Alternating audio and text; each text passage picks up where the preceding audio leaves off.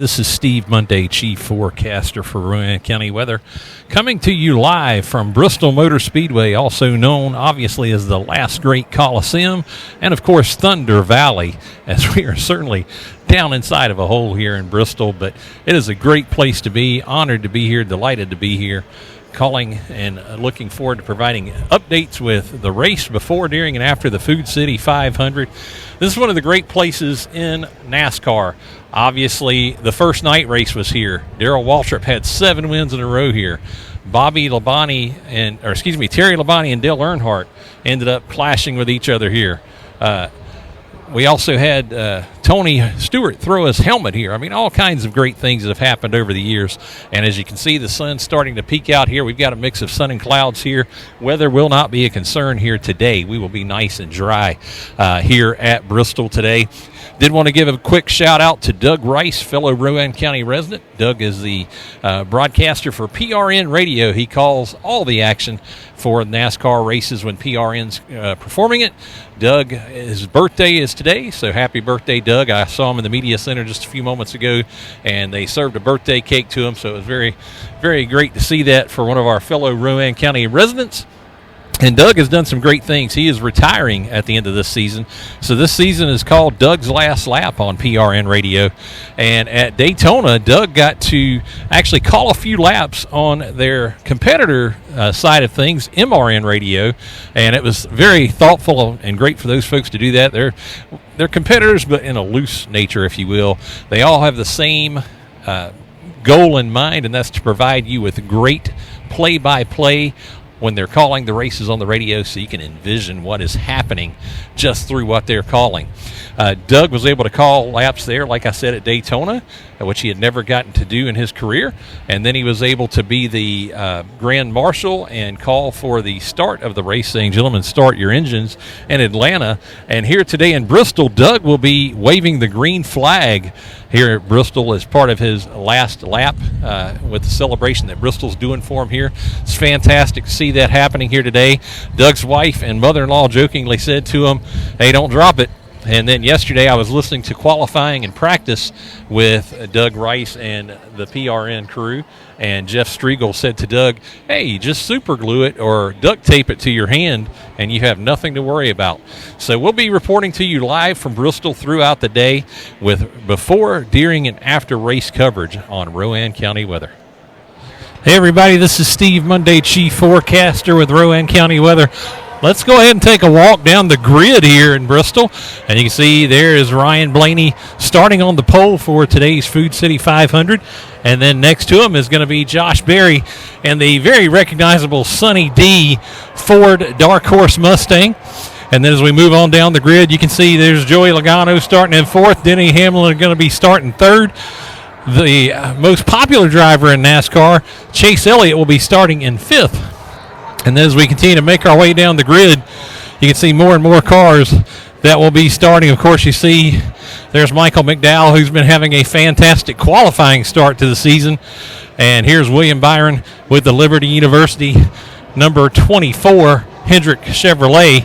Of course, here's a 2311 racing car driven by Bubba Wallace. And then, of course, probably one of the greatest drivers in the world right now, Kyle Larson, driving the number 5 HendrickCars.com Hendrick Motorsports Chevrolet. And as we continue to make our way down the grid here, you can see, of course, Martin Truex Jr. There is also several other cars as we make our way through. I'm sorry, I'm trying to avoid walking into people at the same time here. And there you can see we've got Harrison Burton. There's Eric Jones. There is Kyle Busch for all the Kyle Busch fans out there. There's certainly a more notable amount of Kyle Busch fans now than there has been in recent years. And as we continue to make our way down, you'll see we're coming up on the number 7 car driven by Corey LaJoie, who is quickly becoming a fan favorite in the sport, that's for sure. And as we continue to make our way down the grid here, you see there's all kinds of other cars here. Again, sorry, trying to make sure I don't walk all into folks. Now, if you'll notice, there's a second pace car right here. The field will be divided into 2 groups so they can go down and get pit road speed before they get started in today's race. And that's the point of having the dual pace cars. Of course, Austin Cindric's Dark Horse Mustang right there. There's Tyler Reddick's number 45 Toyota Camry out on the starting grid here as well. He's starting near the rear of the field today, and he'll have his work cut out for him here at Bristol to make his way through. Of course, this is the last great Coliseum, and also Thunder Valley. And as you can see, when you're down in the infield of Bristol, you are down inside of a bowl, and it gets loud in here real quickly, especially before the racing's even started. As we continue to make our way down the grid, you can see more and more starters coming out for today's event, the Food City 500. It's going to be a great event here today. First spring race in several years that is actually being ran on the concrete surface rather than on the dirt. And you can see we've still got some additional cars here. Here's Austin Dillon's number 3 Chevy Camaro for Richard Childers Racing. Very special place in my heart for this team. I actually used to do weather for them when Slugger Labby was the crew chief. I grew up in Welcome, North Carolina as well, so certainly a thrill to see that car every time I get a chance to see it. Here's another individual who's becoming very popular quickly, Chris Busher in the number 17 Ford Dark Horse Mustang for RFK Racing. And then as we continue down, you can see the last 2 cars that will round out the starting grid in today's Food City 500.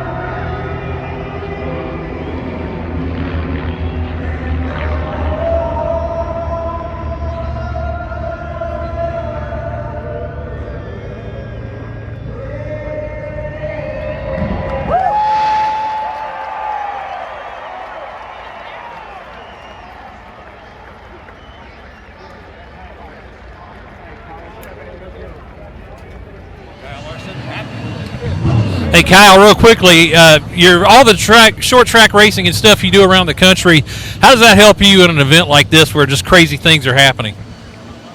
Yeah, I don't know. That felt like a 500 lap, like rubber down dirt race. So you just don't know, how your tires are wearing and all that. So yeah, it was a bit weird, but I'm happy overall to come away with a 5th.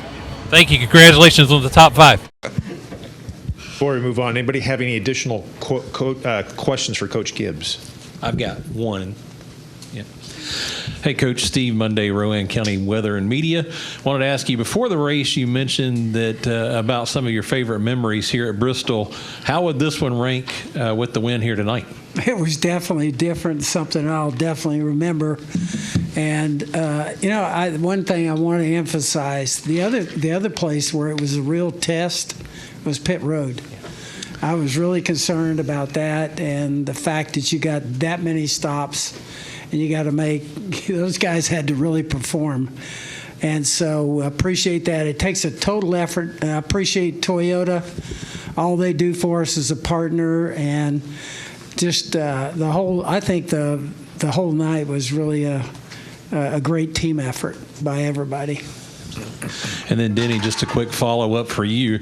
I know at one point during the race early on when tire wear became the big issue and we knew that was going to be the theme for the night, you and a handful of other drivers started to really kind of pace the race a little bit. And I know that at times you ended up having a lot of cars stack up behind you. How stressful did that become that you had to worry about folks kind of pushing you and hitting you from behind to take you out of the race? Yeah, Ty was one of them. He was super aggressive wanting to go, and I really wasn't wanting to go. And so I probably should have just kind of let him go earlier, but I wanted to kind of control the air on the front of my car as long as I could. The negative to it is, you get shuffled out to the outside line, you got everyone behind you, then you're going to wear your tires out by getting shuffled out. So it was a balance for sure, but I felt comfortable enough in feeling how much slip I had when I was getting into the corner to know how much am I really pushing this. So it was very interesting how strategic it was and how hard you wanted to run, because certainly if someone wanted to, they could have blasted from last to first, but they would have gone many laps down and blown in a tire. So it's just, many times we would lose track position because of something on pit road getting blocked in, and we just go right back to the front, and then I just kind of get back in line and just wait. And so it was fun in that aspect, but certainly a chess match.